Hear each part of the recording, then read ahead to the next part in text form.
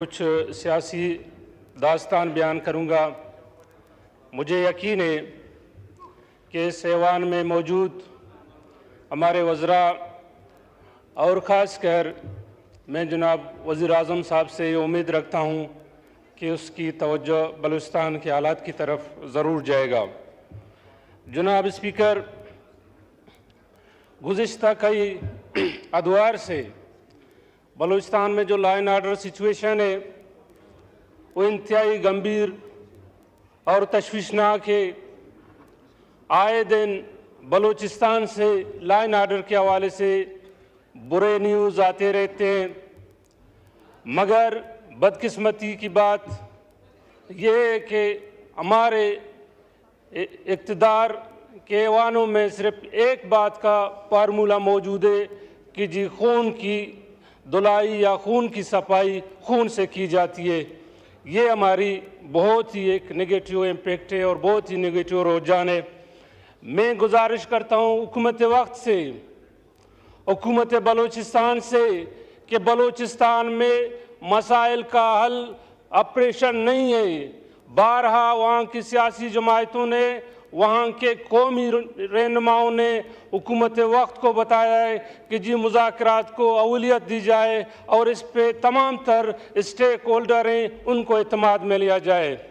लेकिन बदकिस्मती की बात यह है कि बलूचिस्तान के अवाम को कोई सीरियस या बलूचिस्तान के अवाम की नुमाइंदगी ऐसे ऐवान में इस तरह कमज़ोर है कि उस तरफ किसी की तवज्जो नहीं जाते।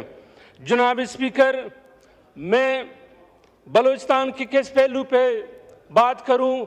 वहाँ पे लॉ एंड ऑर्डर, वहाँ पे केसको के जो मुजालिम हैं वो लॉ एंड ऑर्डर से भी ज़्यादा ख़राब हैं। जो चेक पोस्टों पे अवाम को जलील किया जाता है, आज ख्वाजा साहब बैठे हुए हैं, मस्तूंग लखपास टनल पे एक चेक पोस्ट है और एक चेक पोस्ट उत्तल पे है। ये लोगों को 6-6 घंटा खड़ा करके जलील करते हैं और अपने भत्ता वसूल करते हैं।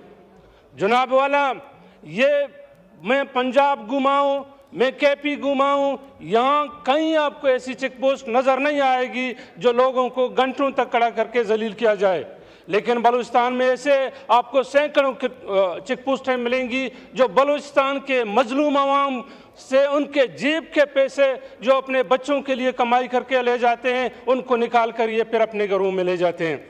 जनाब स्पीकर, आज जो सूरत हाल इस्लामाबाद के लोग पेश कर रहे हैं, आए दिन इंटरनेट की बंदिश, आए दिन मामलात, रोड ब्लॉक वगैरह, लेकिन मैं कहता हूँ हम कई सालों से इंटरनेट की बंदिश पेश कर रहे हैं और हम पर कोई तवज्जो नहीं दे रहा।